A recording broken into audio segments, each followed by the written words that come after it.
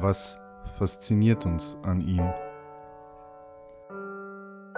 Was hat ihn zu der Person gemacht, die er heute ist? Was bewegt Menschen dazu, ihn zu hassen, ihn zu besuchen?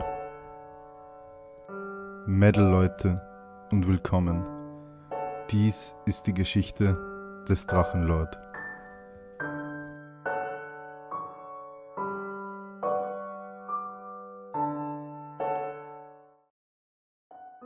Ich weiß nicht, wer es war. Irgendjemand hat meine Schwester mit einer PC-Computerstimme angerufen und gemeint, pass auf, ich weiß, wo du wohnst.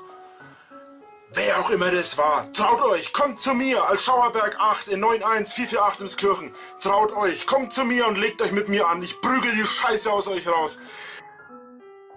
Das, was ihr gerade gesehen habt, ist ein Auszug aus dem Video Ich mach euch fertig, scheiß Hater vom 5. Februar 2014.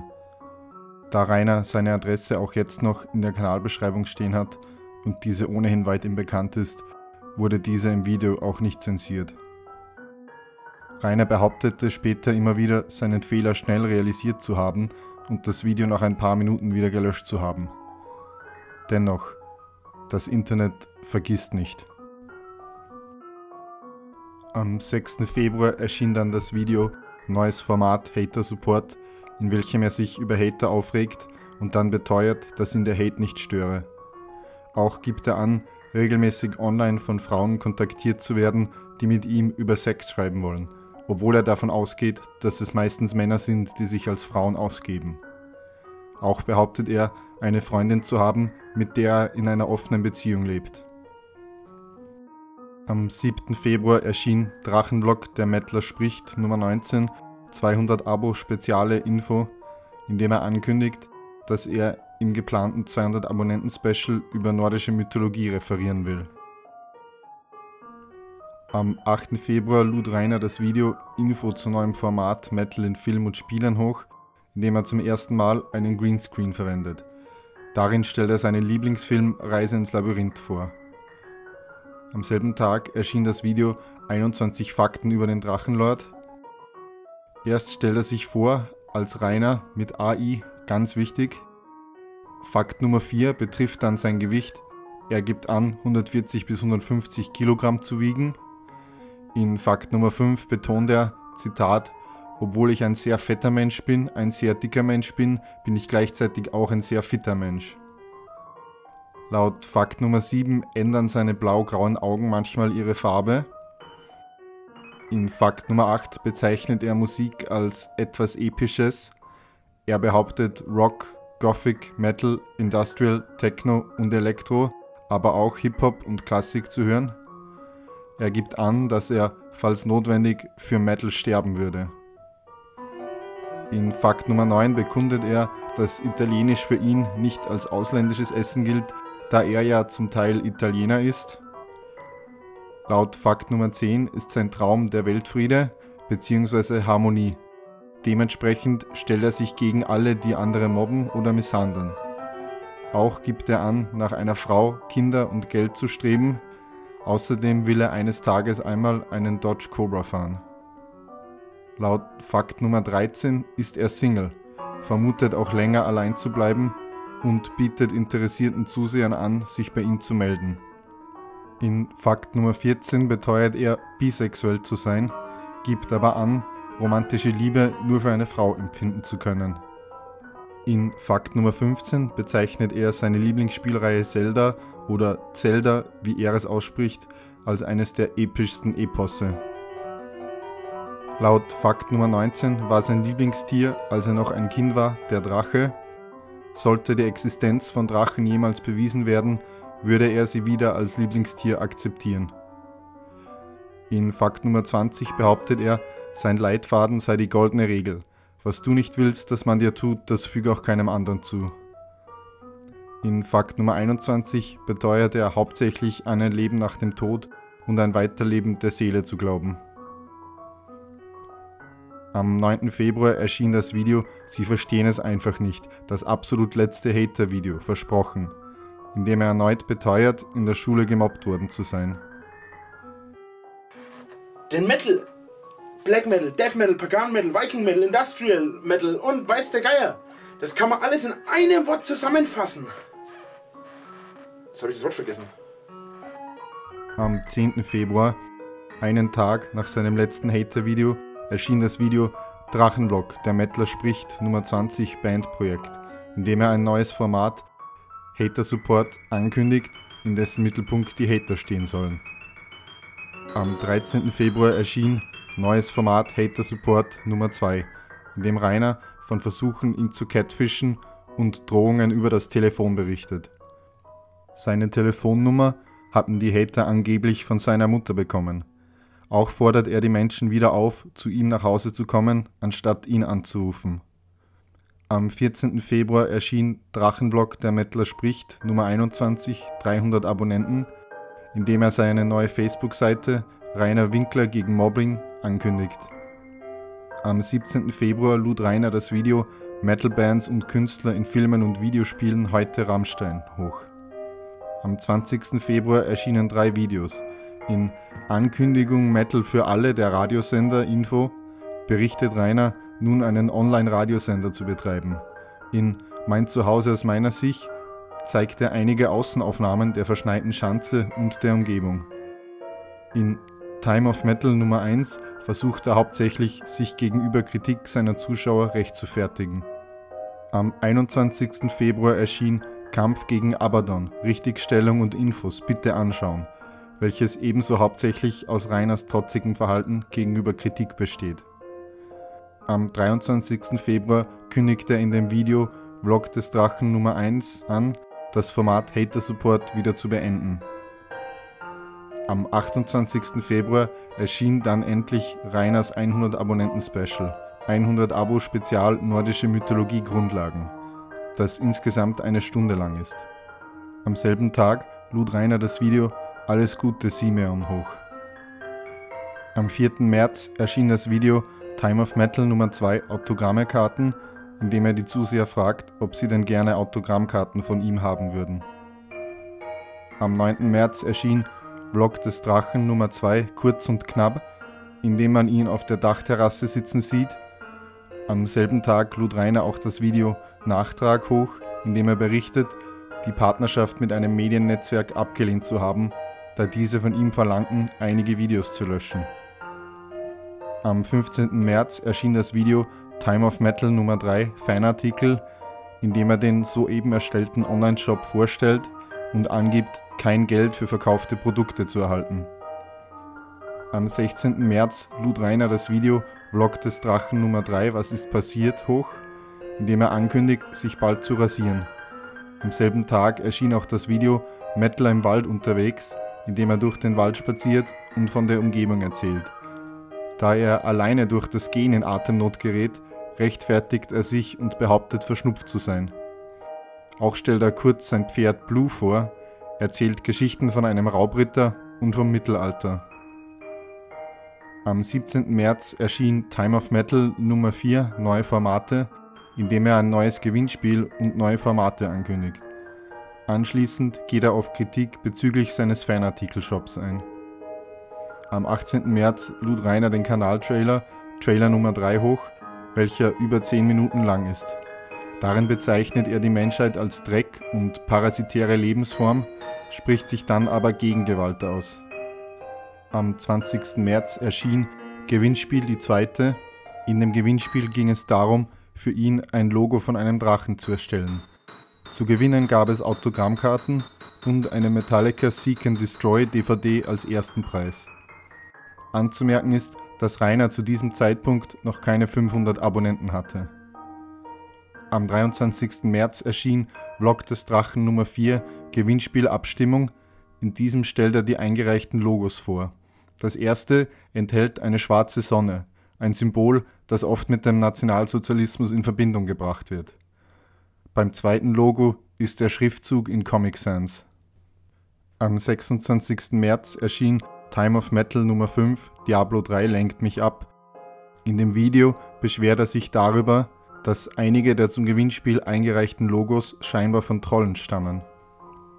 Am 30. März lud Rainer das Video Meine Festivalliste 2014 hoch, Am selben Tag erschien auch Vlog des Drachen Nummer 5, eine Woche kaum Videos.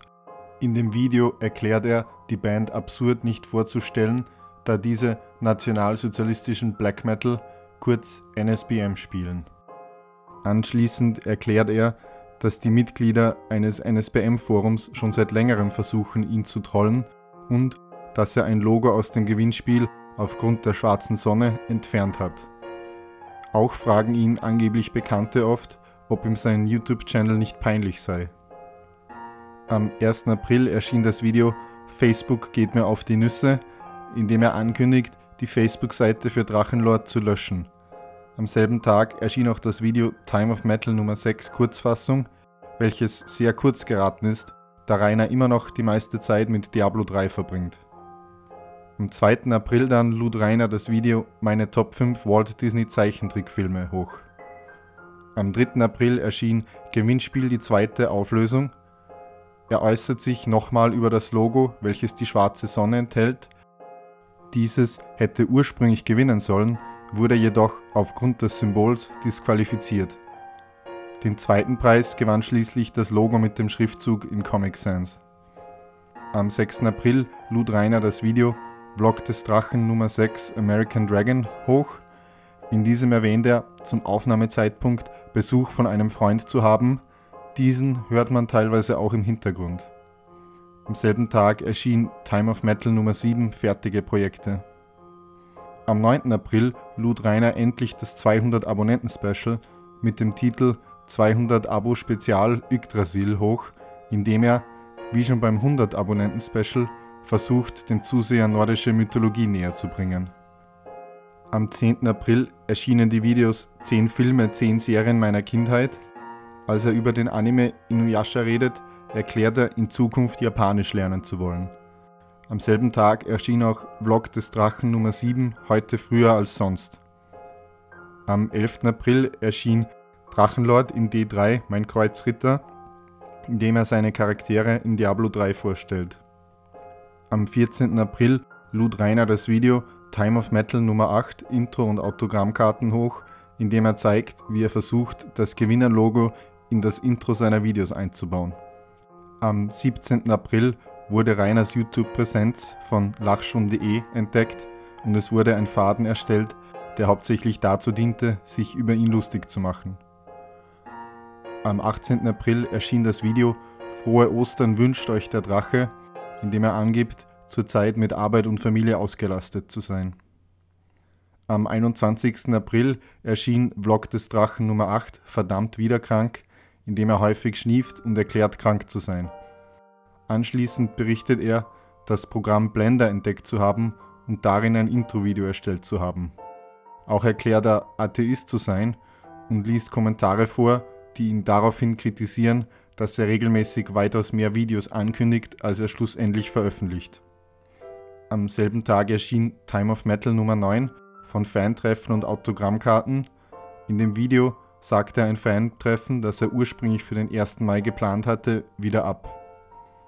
Am 22. April erschien zum ersten Mal ein Re-Upload des Videos Ich mach euch fertig, Scheiß-Hater, in dem Rainer einst seine Adresse genannt hatte.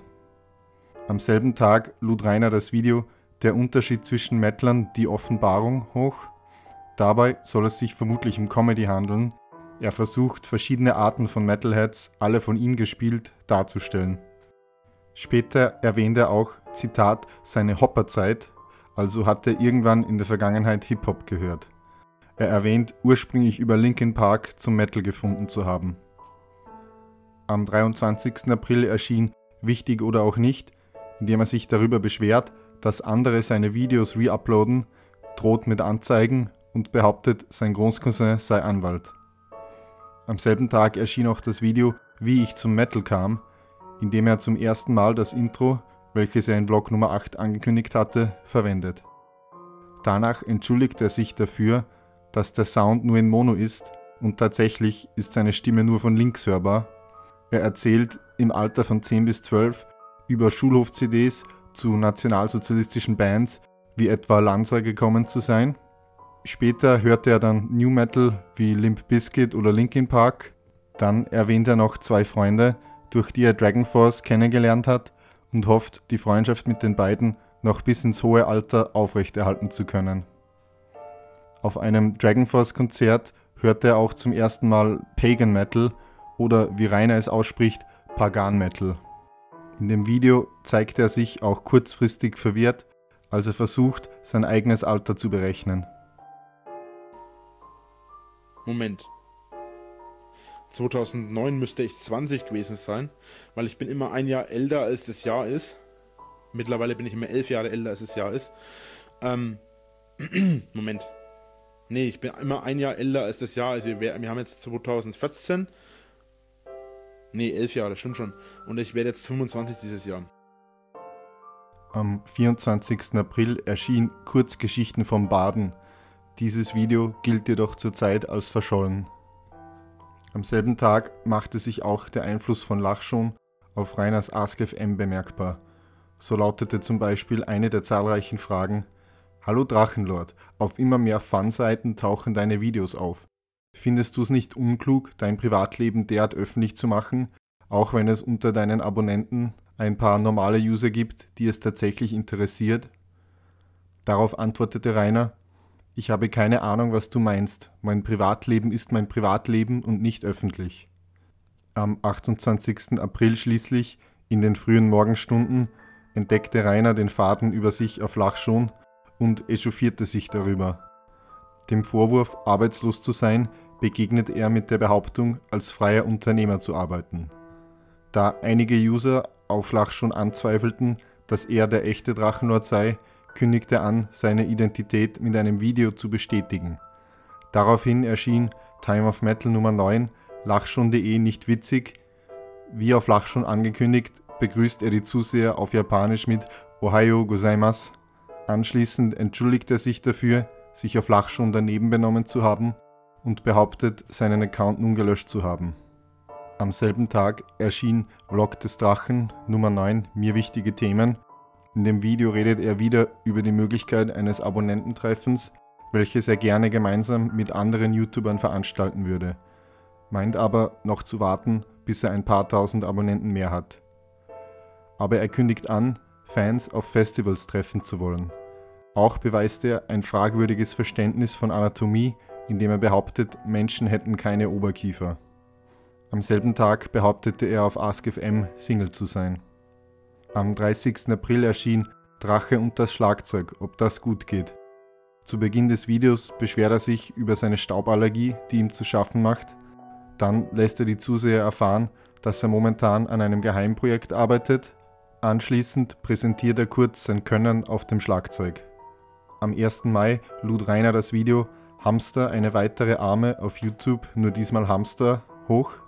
Darin präsentiert er stolz seine beiden zungarischen Zwerghamster. Den beiden, ein Männchen und ein Weibchen, hat er jedoch keine Namen verliehen, da Rainer davon ausgeht, die Tiere hätten bereits von ihrer Hamstermutter einen Namen erhalten, den er aber nicht weiß, da er die Sprache der Hamster nicht beherrscht. Auch vermutet er, dass das Weibchen trächtig sein könnte, da er sie für einige Zeit im selben Käfig gehalten hat. Am selben Tag erschien auch das Video Kleine Umfrage zu 700 Abonnenten, in dem er seine Zuseher bittet, ihm zu sagen, was genau sie an seinem Kanal mögen und ihm Fotos von ihrer Lieblings-Mettler-Pose zu schicken. Auf AskFM beantwortete er die Frage, welche Rolle spielt das Fernsehen in deinem Leben und im Leben deiner Familie, mit keine, da ich kein Bedürfnis habe, mich von Medien manipulieren zu lassen. Am 3. Mai erschien Vlog des Drachen Nummer 10, Challenge Time. In dem Video nimmt er wieder Bezug auf Lachschon.de, nennt es allerdings nur noch, Zitat, die eine Webseite. Mitten im Video erschreckt ihn plötzlich ein Geräusch. Gegen Ende zeigt er noch Fotos von Abonnenten in ihrer Lieblings-Mettler-Pose, die sie ihm im Zuge einer Challenge geschickt haben. Am 5. Mai erschien ein Blog für Infos, heute als Ausnahme.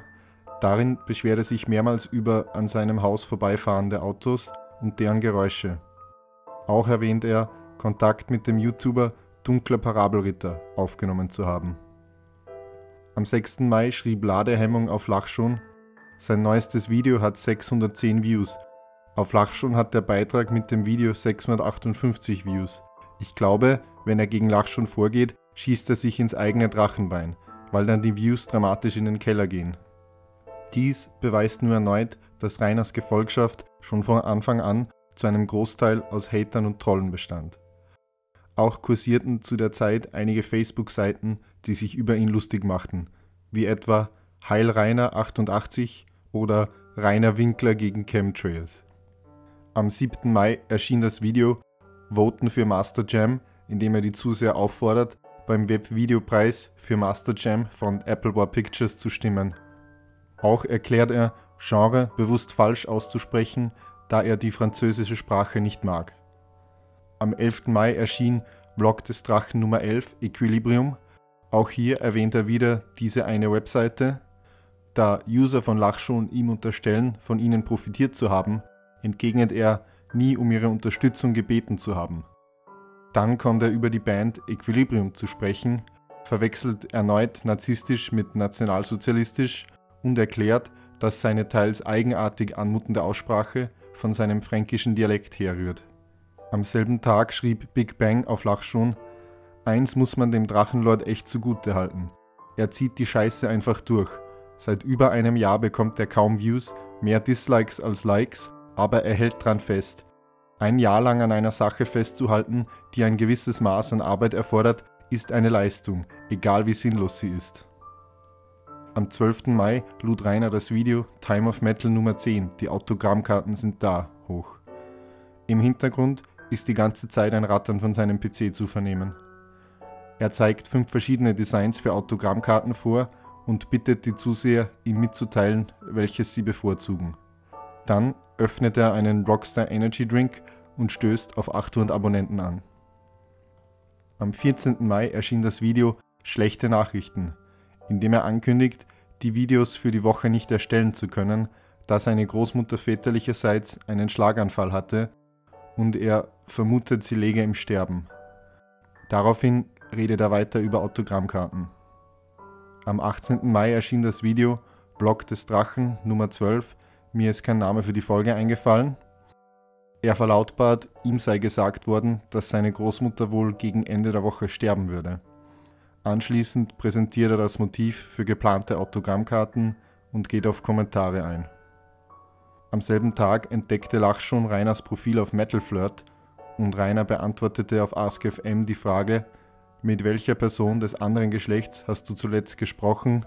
Mit meiner Friseurin. Am 19. Mai lud Rainer das Video Time of Metal Nummer 12, ich wurde erkannt, hoch, in welchem er begeistert berichtet, in Nürnberg von einem Metalhead erkannt worden zu sein. Auch geht er davon aus, dass ihn mehrere Leute erkannt haben, aber sich nicht getraut haben, ihn anzusprechen. Er kündigt an, die Autogrammkarten nicht verkaufen, sondern an Fans verschicken zu wollen. Merchandise, Fantreffen, Autogrammkarten. Selbst zu diesem Zeitpunkt schon bestand Rainers Gefolgschaft hauptsächlich aus ihm feindlich gesinnten Hatern und Trollen. Entweder konnte er dies nicht begreifen oder wollte es nicht wahrhaben. Stattdessen flüchtete er in Wunschvorstellungen von Ruhm und sehnte sich danach, sich als gefeierter YouTube-Star zu profilieren.